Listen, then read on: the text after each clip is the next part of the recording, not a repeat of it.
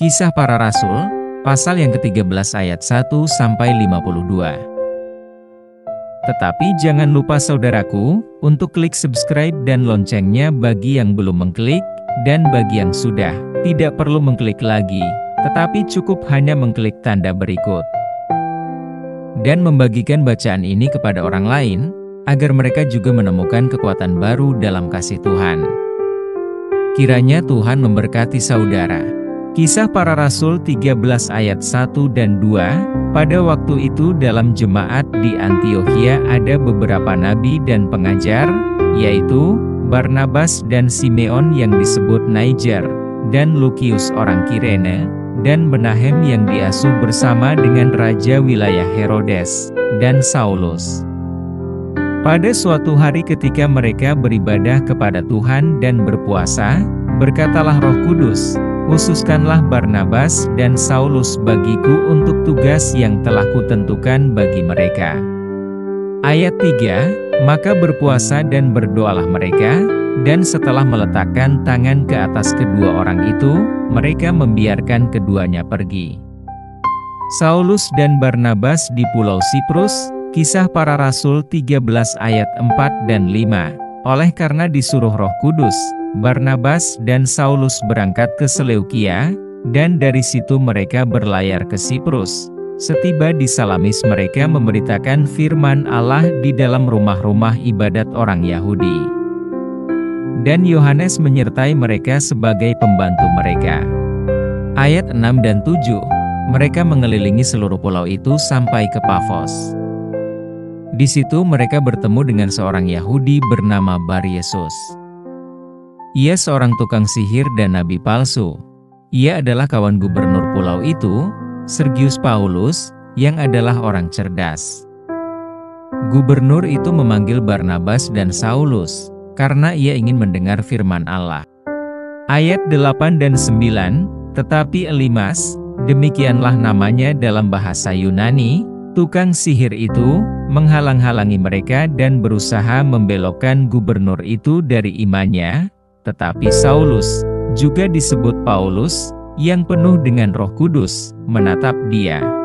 Ayat 10 dan 11, dan berkata, "Hai anak iblis, engkau penuh dengan rupa-rupa tipu muslihat dan kejahatan, engkau musuh segala kebenaran, tidakkah engkau akan berhenti membelokkan jalan Tuhan yang lurus itu? Sekarang, lihatlah, tangan Tuhan datang menimpa engkau, dan engkau menjadi buta. Beberapa hari lamanya engkau tidak dapat melihat matahari."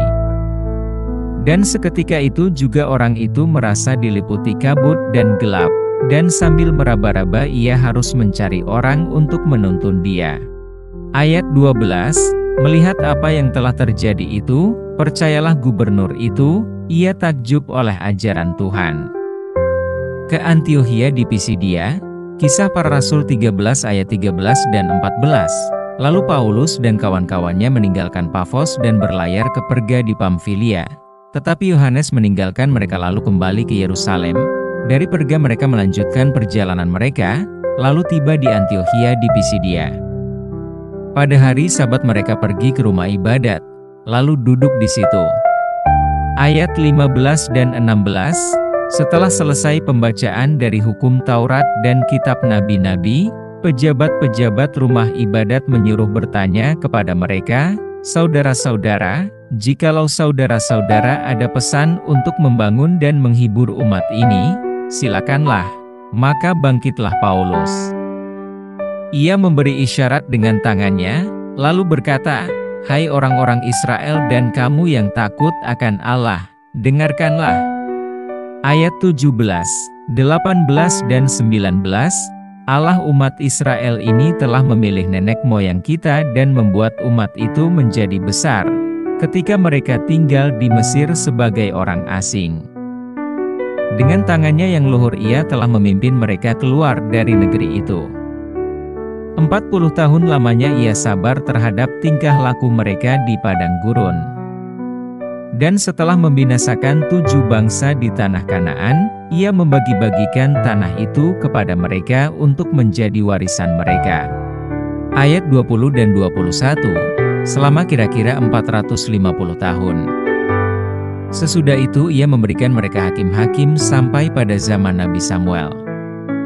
Kemudian mereka meminta seorang raja dan Allah memberikan kepada mereka Saul bin Kish dari suku Benyamin, 40 tahun lamanya. Ayat 22 dan 23, setelah Saul disingkirkan, Allah mengangkat Daud menjadi raja mereka. Tentang Daud Allah telah menyatakan, "Aku telah mendapat Daud bin Isai, seorang yang berkenan di hatiku dan yang melakukan segala kehendakku. Dan dari keturunannya lah, sesuai dengan yang telah dijanjikannya, Allah telah membangkitkan juru selamat bagi orang Israel, yaitu Yesus." Ayat 24 dan 25, menjelang kedatangannya Yohanes telah menyerukan kepada seluruh bangsa Israel supaya mereka bertobat dan memberi diri dibaptis. Dan ketika Yohanes hampir selesai menunaikan tugasnya, ia berkata, "Aku bukanlah dia yang kamu sangka, tetapi ia akan datang kemudian daripadaku. Membuka kasut dari kakinya pun aku tidak layak." Ayat 26 dan 27, "Hai saudara-saudaraku, baik yang termasuk keturunan Abraham, maupun yang takut akan Allah, kabar keselamatan itu sudah disampaikan kepada kita. Sebab penduduk Yerusalem dan pemimpin-pemimpinnya tidak mengakui Yesus. Dengan menjatuhkan hukuman mati atas dia, mereka menggenapi perkataan nabi-nabi yang dibacakan setiap hari Sabat." Ayat 28, 29 dan 30, "Dan meskipun mereka tidak menemukan sesuatu yang dapat menjadi alasan untuk hukuman mati itu, namun mereka telah meminta kepada Pilatus supaya ia dibunuh. Dan setelah mereka menggenapi segala sesuatu yang ada tertulis tentang dia, mereka menurunkan dia dari kayu salib, lalu membaringkannya di dalam kubur, tetapi Allah membangkitkan dia dari antara orang mati." Ayat 31 dan 32, "Dan selama beberapa waktu ia menampakkan diri kepada mereka yang mengikuti dia dari Galilea ke Yerusalem. Mereka itulah yang sekarang menjadi saksinya bagi umat ini. Dan kami sekarang memberitakan kabar kesukaan kepada kamu, yaitu bahwa janji yang diberikan kepada nenek moyang kita." Ayat 33 dan 34, "Telah digenapi Allah kepada kita, keturunan mereka, dengan membangkitkan Yesus, seperti yang ada tertulis dalam Mazmur kedua, 'Anakku engkau, aku telah memperanakan engkau pada hari ini.' Allah telah membangkitkan dia dari antara orang mati, dan ia tidak akan diserahkan kembali kepada kebinasaan.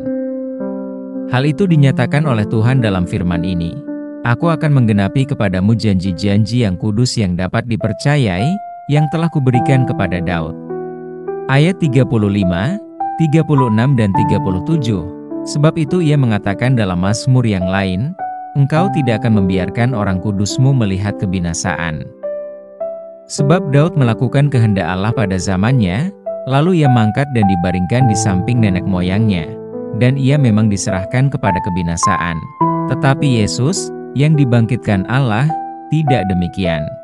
Ayat 38, 39 dan 40, "Jadi ketahuilah, hai saudara-saudara, oleh karena dialah maka diberitakan kepada kamu pengampunan dosa. Dan di dalam dialah setiap orang yang percaya memperoleh pembebasan dari segala dosa, yang tidak dapat kamu peroleh dari hukum Musa. Karena itu, waspadalah, supaya jangan berlaku atas kamu apa yang telah dikatakan dalam kitab nabi-nabi." Ayat 41 dan 42, "Ingatlah, hai kamu penghina-penghina, tercenganglah dan lenyaplah, sebab aku melakukan suatu pekerjaan dalam zamanmu, suatu pekerjaan yang tidak akan kamu percayai, jika diceritakan kepadamu." Ketika Paulus dan Barnabas keluar, mereka diminta untuk berbicara tentang pokok itu pula pada hari Sabat berikutnya. Ayat 43 dan 44, "Setelah selesai ibadah, banyak orang Yahudi dan penganut-penganut agama Yahudi yang takut akan Allah, mengikuti Paulus dan Barnabas. Kedua rasul itu mengajar mereka dan menasihati supaya mereka tetap hidup di dalam kasih karunia Allah. Pada hari Sabat berikutnya datanglah hampir seluruh kota itu berkumpul untuk mendengar firman Allah. Ayat 45 dan 46, "Akan tetapi, ketika orang Yahudi melihat orang banyak itu, Penuhlah mereka dengan iri hati dan sambil menghujat, mereka membantah apa yang dikatakan oleh Paulus. Tetapi dengan berani Paulus dan Barnabas berkata, "Memang kepada kamulah firman Allah harus diberitakan lebih dahulu, tetapi kamu menolaknya dan menganggap dirimu tidak layak untuk beroleh hidup yang kekal. Karena itu kami berpaling kepada bangsa-bangsa lain." Ayat 47, 48 dan 49, "Sebab inilah yang diperintahkan kepada kami. Aku telah menentukan engkau menjadi terang bagi bangsa-bangsa yang tidak mengenal Allah, supaya engkau membawa keselamatan sampai ke ujung bumi." Mendengar itu bergembiralah semua orang yang tidak mengenal Allah dan mereka memuliakan firman Tuhan. Dan semua orang yang ditentukan Allah untuk hidup yang kekal, menjadi percaya. Lalu firman Tuhan disiarkan di seluruh daerah itu. Ke Ikonium, Listra dan Derbe, Kisah Para Rasul 13 ayat 50, 51 dan 52, orang-orang Yahudi menghasut perempuan-perempuan terkemuka yang takut akan Allah, dan pembesar-pembesar di kota itu, dan mereka menimbulkan penganiayaan atas Paulus dan Barnabas dan mengusir mereka dari daerah itu. Akan tetapi Paulus dan Barnabas mengebaskan debu kaki mereka sebagai peringatan bagi orang-orang itu, lalu pergi ke Ikonium. Dan murid-murid di Antiokhia penuh dengan sukacita dan dengan Roh Kudus. Demikian bacaan kita dari Kisah Para Rasul pasal ke-13. Yang berbahagia ialah mereka yang mendengarkan firman Allah dan yang memeliharanya.